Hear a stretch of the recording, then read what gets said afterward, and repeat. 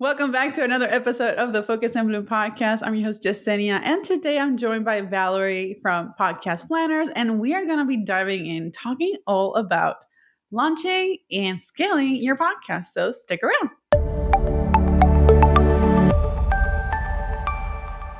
Hi, everybody. Welcome to the Focus and Bloom podcast, where we share a variety of tips and tactics to help you up-level your content creation game. So if you like content like this, feel free to subscribe to the YouTube channel if you're watching us on YouTube, or also subscribe to the podcast because why not?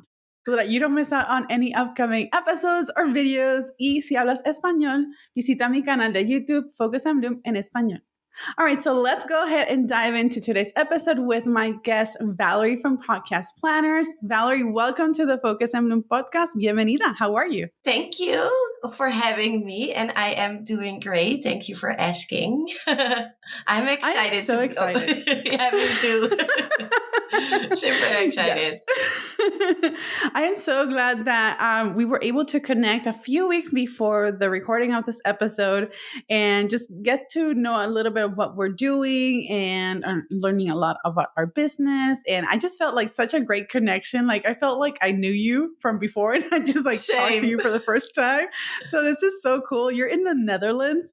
I'm in North Carolina in the United States, so we have an ocean and a little puddle in the middle. Yeah.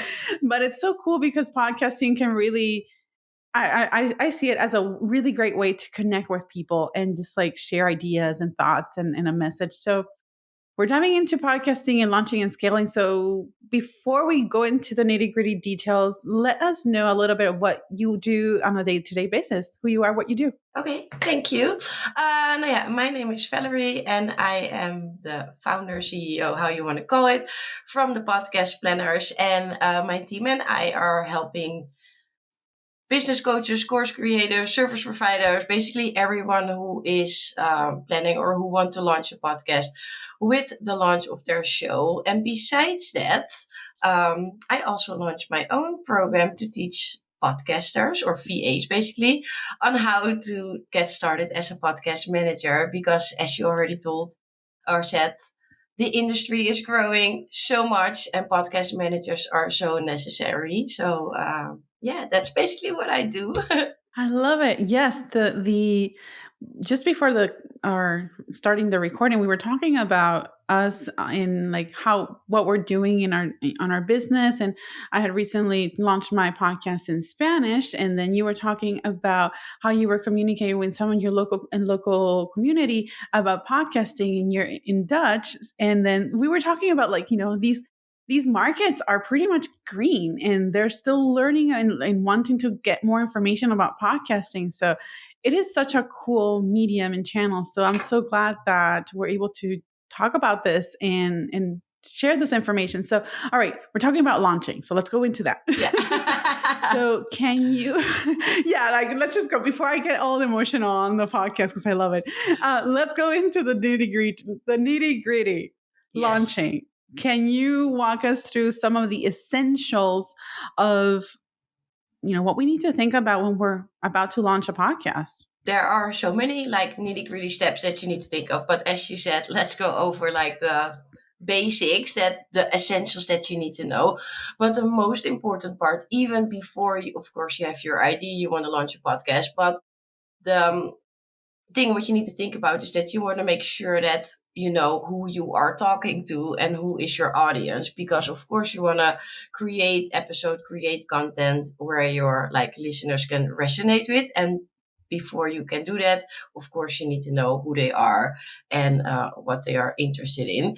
And for most of the clients that I work with are using the podcast as a part of their business, so as part of their sales funnel, and they basically have a program or a course, so they really know who their pain points are. And some funny thing I want to share before we are going into everything is that I signed up for I had a podcast management client, and we did the launch of her program of her podcast. I listened to 5 of her episodes, and then I signed up for her program for over $8,000 US. So this is just for everyone who's watching, who's listening. This is the power of podcasting. I didn't know Yes. her. I walked with her. I did the launch with her after 5 episodes editing. I was like, okay, she is the solution to my problem. So that is, of course, one thing. Besides that, of course, you need to have, or you need to think about an title for your podcast, because the title is really important, because people are scrolling to their podcast feed, and it needs to be an appealing title that people can see, oh, this sounds interesting, and this is something that I want to listen to. The next thing where you want to think about, and that's probably what you know as well, or what you know for sure, is that a format. What type of interview, what type of format do you want to have? Do you want to do interviews? Do you want to do solo episodes? And I think so far I experience with the clients that I'm working with is that it can be a mix of both if you are using the podcast for your business, because then you can bring in expert who has like a lot of experience, and then the solo episodes are really to nurture those people into your program or course, whatever you have. The next thing is, of course, where you want to think about is your, of course, microphone, headset, recording, hosting sites. They're really essentials, because without a Yeah. hosting site, your podcast will not be You don't visible. have a podcast. You don't have a podcast yet. There's And that. I'm not sure if everyone knows what a hosting site is, but basically a hosting site is where you storage your podcast episodes, and that's I cannot say that word, but that makes sure that the podcast is go on Apple, Spotify, Amazon, Google, etc. Besides that, where we hosting sites, recording. Now, yeah, we just spoke about this awesome. I don't want to say it's new, but Riverside, I'm not sure. But I think, or not, I think you need to have, of course, a recording, and you use Riverside. This is the first time for me on Riverside, but you want to think about a recording platform as well, where you can record your episodes if you are doing interviews. And what I would recommend if you are doing solo episodes, it's really like I would just do it in your editing software, and that can be different one. But for everyone who's watching, you can start for free, because you can use Audacity for Windows users and GarageBand for Mac users. And of course, now we already talk about your launch content or your content. So, which type of content, and that is basically together with your audience. And you want to make sure that you have to, like, I don't want to say the best, but you want to create content that speaks directly to your listeners, that they can like really get to know you, but also what you are offering, like course program, etc. And we spoke about it before before this call, is that a common mistake that a lot of podcasters are making is, if it comes to launching a podcast, that they are not recording a trailer episode. And Yes. a trailer episode is basically just a short introduction from your podcast, from who you are. And with the trailer episode, or why you want to record a trailer episode, is that with the trailer episode, you can already submit the podcast to the different directories. And then when you actually launch, because for example, with Apple Podcast, it takes some time to show up. It's not like you publish and there it is. No, it can take some time. And you don't want to share with your audience, hey, I'm launching a podcast, and then nobody can find it. Exactly. So you want to definitely want to avoid that. And the one thing that I forgot is, of course, a cover art. And on the cover art, that's basically the graphic that you see, that everyone can see on Spotify, Apple, whatever hosting platform, podcast platform you are listening. And yeah, that's are basically the things to think about. I love this. And let me just mention that these are pretty much essential steps of a launch. However, each launch, depending on the goal that you have for the podcast, is might look a little bit different. And I'm glad that you mentioned, two very important things. One is who know who you're talking to, which is something that we need to do regardless when we're starting a business. We need to know who we're addressing and what their pinpoint problems are. But then you mentioned a very key point, and I think that this is related to why it made some people will feel discouraged in doing a podcast or maybe continuing a podcast, and that is making the podcast part of a sales funnel or part of a place in the overall marketing strategy of your business, Yeah. because you don't need to have a gajillion downloads to make money from your podcast. Your podcast could be a marketing platform, like you said, to nurture your audience. Yeah. I mean, you're in True. in their ears. So like Yeah. you have whatever length of your podcast. Let's say, this particular podcast is around the 20-30 minute mark. That is dedicated 20 to 30 minutes that you have to hang out with your client and really deliver good, valuable message and information. I mean, that's like prime real estate right there. True. Yeah. Just Yeah. thinking Yeah. about it.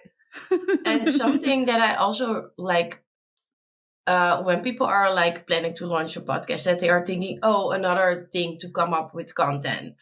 Like, because we know, like Instagram, like Reels, there is so much. We all know, like, it can be super overwhelming.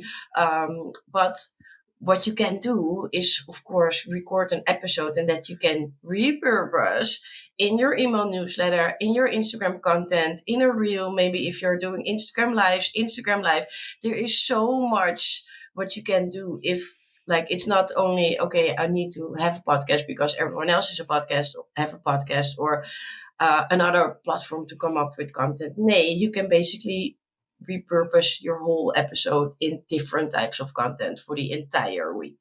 Absolutely. Yeah, make your content work for you, not the other way The other around. way Don't around. think about don't think about reinventing the wheel. Just, you have good valuable content within the podcast, so just maximize that information in as many as channels as you possibly can, from a blog post by repurposing your notes, or Instagram reels taken from the actual episode, audiograms, and like carousel posts. Like, there's so many ways that you can repurpose it, because you already have this value packed episode. Then it's just a matter of distributing. And don't worry about people feeling, or don't worry about like thinking that people are going to get tired about your content, because not everybody hangs out in every single platform at the same time.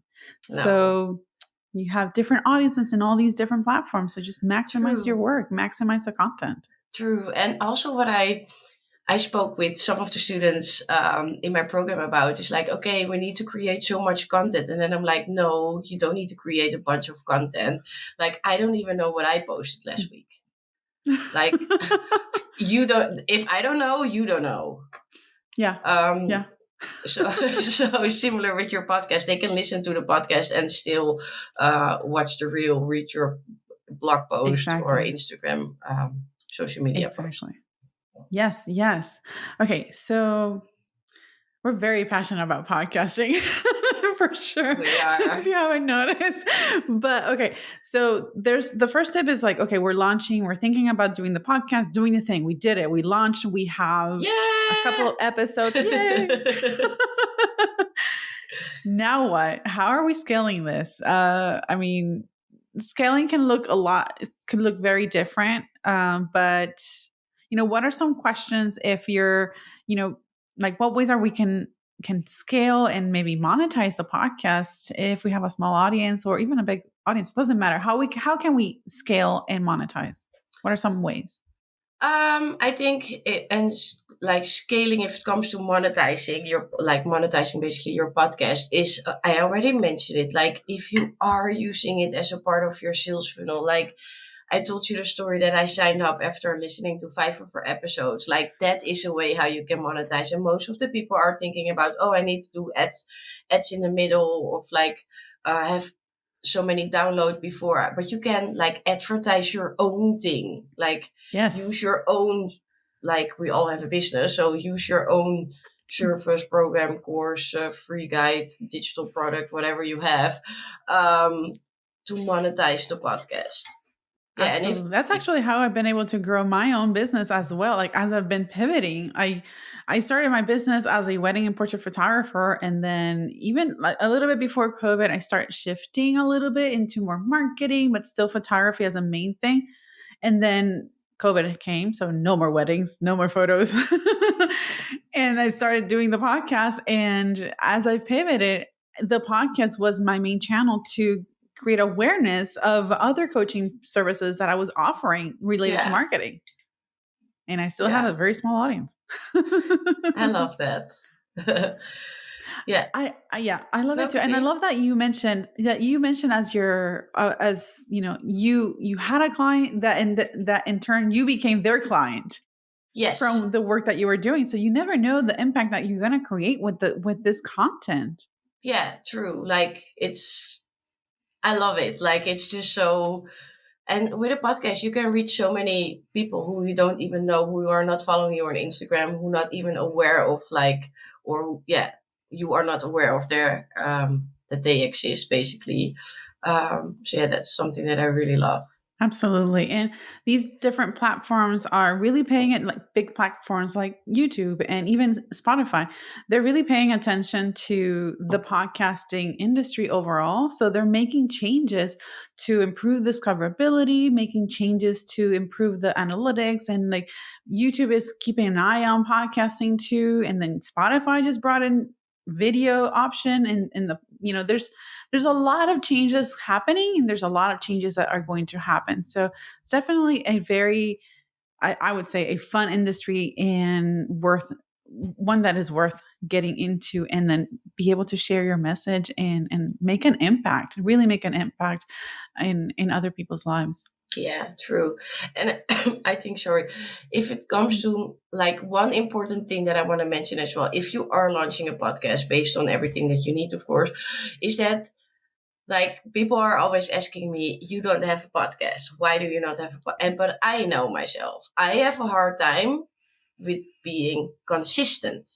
I had I was on a point that I want to start a podcast and I'm like, yeah, I'm gonna do it. And then the next day, then I'm feel like, oh, I don't want to do it. Or, you need to be fully committed because growing and scaling your podcast, you need to be consistent. And if Yes. your like audience cannot listen, like when you have weekly episodes, then the next month there's only one episode or maybe two, like people will drop off. Yes, absolutely. And you're not going to see the results you want. No, no. And that is also something, a question that you need to ask yourself is, am I okay with treating the podcast as I treat my business the same way? Yes. Yes. That's a really good question. Think about it because there is time involved in producing a good quality podcast, and you can start and there's also money involved, but you can even start for free or for very very cheap, and still deliver good quality content. But regardless of the budget side, put the budget to the side. Is this something that you feel committed to? That's a really good question, Yeah. and because then if you really are treating it as part of your business and not just one other thing that you need to do, then if you treat it as your business, then you're going to be more intentional, more focused into what you're putting there, versus if you're doing a podcast because it's the latest thing to do, then you're going to be disappointed in the results that you're going to see, because the same effort or the same way that you're treating it, that's kind of like the same result that you're going to get. So you have to be very Yes. intentional and very focused in what you're in your podcast. And like you said, know your audience, know their pinpoint problems, know who they're talking about, and put it as part of your funnel in your business. Put it, Yeah. make it have its own place in your business. Yeah. And treat it as a business. And treat it as a business. All right, Valerie. So scaling can look a little bit different to every single podcaster, but one of the things that could fall into scaling could be actually starting to outsource the production of your podcast. So if somebody is at that place where they feel that it's the next step for them in their podcasting journey, what are some questions that they should be asking for when they're looking for someone to take over the production of their podcast? Great question. The first thing that I want to say before you even start looking for a podcast manager is to make or to look at your financial status. Financial status, how much money you have, like you can spend for a podcast manager, because there are podcast managers out there who are doing it as little for 50 US, but you also have podcast managers who are starting with 150 for an episode. So I think the most important part before you are even like start thinking about outsourcing is to make a decision how much money you have, or how much money you are willing to spend for a podcast manager. And I think the next question of like, not even a question, but what I hear from the clients that I work with, why are they hiring me, is also like they trust me, and you have your own podcast, so you can like follow, like edit in some things, but they, I think they need to trust someone, and it's also, I think, just a general vibe, because Yes. it is a little bit like everyone can, of course you have like people who are more experienced, have more things, but to be honest, I learned everything from YouTube. I don't have an audio engineering like background or things like that, but everyone loves the editing work.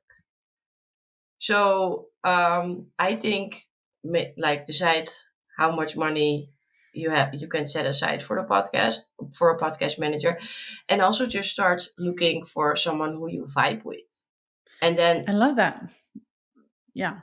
of course, also a little bit experience depending, but that depends on how much you want to spend. Because if someone is starting, they will charge less than if someone is like an audio engineering with an like audio Right. background, etc. They will charge probably as 10 times as much as the person who's just starting. Yeah, I'm glad that you mentioned the two things. The budget, of course, there's that. Unless you're deciding to do it yourself, of course, you're saving that time. That you're saving that money. You're saving that money, but you're also taking time. But the vibe, that's very important too, because you know there needs to be some passion behind what you're doing. One of the things that I've outsourced from the very beginning in anything that I've done is the editing, because I just don't vibe with it. I don't like it. Like in photography and like audio and video, I don't like it.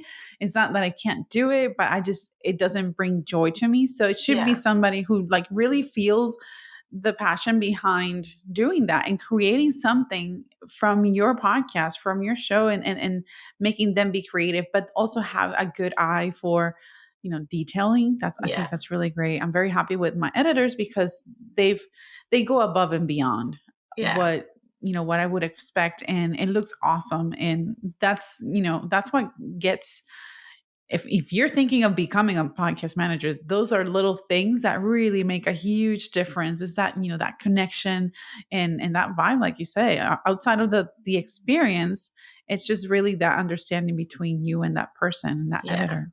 yeah. And I think like I edit now for over 2.5 years, and funny enough, one of my first clients, basically the one that I signed up for when for the program, she was, I think, one of my first launch clients. And she got pregnant, and then she decided, okay, I cannot do and the podcast and like taking care of a baby, so I want to repurpose like the best 4 episodes of, or not repurpose, just relaunch the best episodes from the show.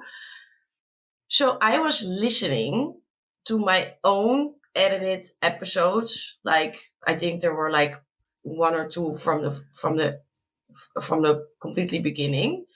And I was listening to my own. She at that point said, "It's awesome edited. You are such a great editor." That's what she told me. And I was listening to that episode, and I'm like, I don't know where you were talking about at that point, but I basically edited the episode again instead of like cutting out the pieces that were not relevant anymore. So I think it's also, everyone has, like what you said, you need to have an ear for it for sure if you want to become a podcast manager. But um, I also think that, yeah, you just need to have an ear for it. But like if you are editing yourself, you will probably not be the best editor because it's not your core thing. You just learn it because you need to do it. So hiring someone probably who has more experience than you, it will be always better. Right. And it's like getting even better when that person has more experience. Yeah. Some side Absolutely. notes And they'll that I want to probably, mention. give you some. Oh, yeah, no, definitely. And depending on who it is, they might just give you some feedback on maybe like a common thing is like mic placement and mic setup and Yeah, little things like that to just improve the overall recording experience. And, you true. know, little details really do make a huge difference when it comes to Yeah, running a business. And I mean, anything really, but definitely makes a huge difference. So, for sure. um, getting that vibe, also the experience, but the vibe and that connection that you could possibly get from from that potential podcast manager. Okay, we've got a lot of we've talked about a lot of things on launching and scaling, and we're both very passionate about podcasting, so we could continue this. But is there anything that we haven't talked about yet that is like, oh, let's not forget about this. What's something that's Yes. important that we haven't discussed yet? I forgot to mention, we talked about the trailer episode. What is a key mistake that a lot of people are making if it comes to launching? But another thing is that you want to release not one episode, but at least 3 episodes when Oh, you that's a are good one. launching, Yes.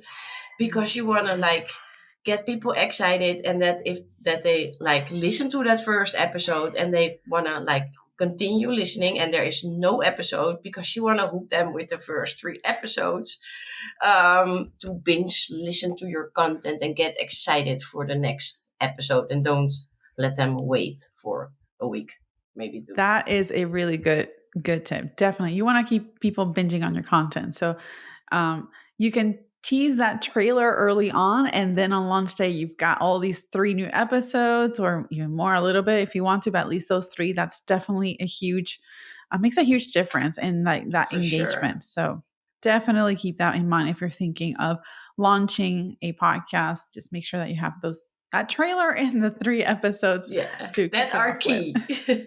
Yes, yes. All right, really quickly, what are some 3 podcast management tools that you're like, I cannot live without these? Google Drive, Yes. Trello for your podcast workflow, and I have an Windows, but an editing software is very Yeah, you useful. kind of need that. If you're starting out like that and doing it editing yourself, you kind of need Yeah, something. yeah. So that are basically the key, and then of For course PC, so you said for PC, which one would you recommend? for a laptop, Yeah, for like for editing I if have an it's if Asus, like, or like for laptop, I have an Asus laptop, nothing fancy at all. but for audio editing, what do you Oh, recommend? Like for I still use Audacity, but Audacity, awesome. I have Isotope RX9, so that is more how do you say Pro. it? Yeah, sound engineering software. So that Okay. makes the quality a little bit better, like remove mouth clicks, like declicks, all the small things. But you can do it with Audacity, but it doesn't work that good. So that is what I use: Audacity Awesome. and Isotope RX9. And for those Mac users, you can use GarageBand. Yeah, sorry, GarageBand. Don't ask me how GarageBand works. I saw it and I'm like, okay, that's cool, but I never used a Mac. I'm not an Apple fan, so nothing from See Apple that is this my is where jam. we'll agree to disagree. Yeah, but you can use GarageBand for sure. Yeah. It's free as well. Yes, absolutely. Valerie, thank you so much for taking the time to join me in today's podcast episode to talk about podcasting. Yeah, you're so welcome. It was so much Oh, fun. is there how can people connect with you? On Instagram, at the podcast planners. And of course, Awesome. they can go to the website, www.thepodcastplanners.com. Yeah, but most of the time I'm hanging out on Instagram. Perfect. Well, I'll be including these links on today's show notes, which you can find at focusandbloomstudios.com. Valerie, once again, thank you so very much for joining me on today's You're episode. welcome. And everybody, do not miss out on today's show notes. So go to focusandbloomstudios.com, check it out. If you're tuning on iTunes or Spotify, check out the description, the show notes, and don't forget to subscribe so that you don't miss out on all these like cool tips and whatnot. So see you on the next episode. Bye. Bye.